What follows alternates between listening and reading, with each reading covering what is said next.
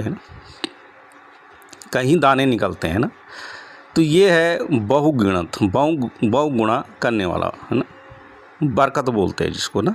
आपने एक बोया और कहीं काट ले, आपने 30 गुना काटा, 60 गुना काटा, 100 गुना काटा, है ना। तो इससे क्या हुआ, बरकत मिली। ईश्वर की एक रीति है, इसको हम समझेंगे कि बोया है किसान ने और किसान ही उसे काटेगा ना।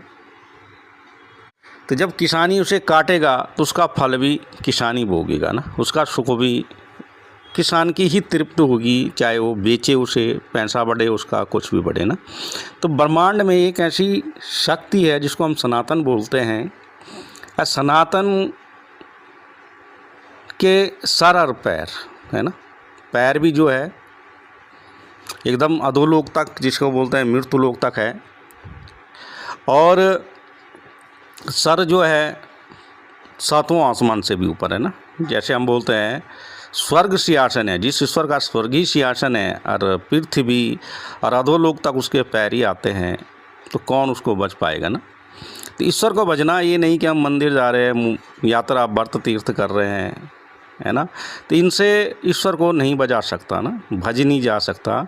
और भजे भी इंसान अपने मन से, तो उसका रास्ता अमरता का फल किसी बाबा, माता, पंडित, नबी, कर्मकांड, यात्रा, व्रत, तीर्थ, मूर्ति, जप तप में नहीं है, क्योंकि ये जानते ही नहीं है अमरता का फल क्या है। ये वृक्ष को पूज रहे हैं, मतलब सनातन को पूज रहे हैं, मगर सनातन की रीति को समझ नहीं रहे ना।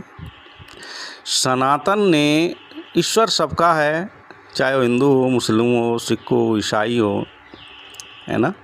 मगर ईश्वर ने सबको रचा है अपना दे के, अपनी नथनों की सांस दे के, अपनी आत्मा दे के, अपनी बुद्धि दे के, है ना। तो इस चीज़ को हम समझेंगे, जो अमरता का फल खा लेता है वो किसी पंडित, बाबा, नबी, मूर्ति के पीछे नहीं भागता। अमरता का फल, जैसे पृथ्वी में गेहूँ है, गेहूँ का भी एक बीज है, किसान बीज उठाता है, खेत में डालता है, और खेत उसे क्या देता है, फसल देता है ना। मिट्टी में अंकुर फूटता है, और एक बीज, एक दाने में, एक बाली में कई बालियाँ हो जाती हैं, और एक बाली में कई फल हो जाते हैं ना, कहीं दाने निकलते हैं ना। तो ये है बहुगिणत, बहुगुणा करने वाला।